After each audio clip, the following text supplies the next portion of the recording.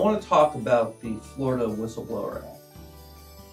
The Florida Whistleblower Act applies to private employees, and what it says is that it's unlawful for an employer to take a retaliatory personnel action against an employee because that employee has objected to or refused to participate in a policy, practice, or procedure of the employer that violates a law, rule, or regulation. Let's break that down. The retaliatory personnel action typically includes a termination. That's typically what happens in a whistleblower case that causes somebody to contact our law firm. It could be a demotion or a suspension, but terminations typically are what drive whistleblower cases. In terms of what the employee does, the employee has to object to or refuse to participate in something. That requires an employee to actually voice to their employer that they object to something that the employer is doing, or they have to tell their bosses, I refuse to do that. It's not enough to simply know that there's something unlawful going on. The employee has to let the employer know that they object to it or they're not going to do it in order to have this protection of the statute.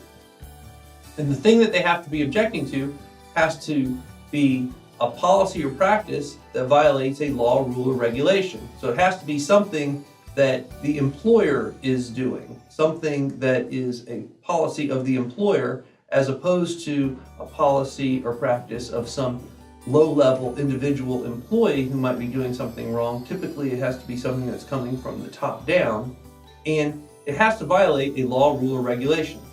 A law, rule, or regulation, for purposes of the Florida Whistleblower Act, would be something that either a state or a federal or a local legislative body has enacted into law and has said, this is unlawful. This is the way the law works.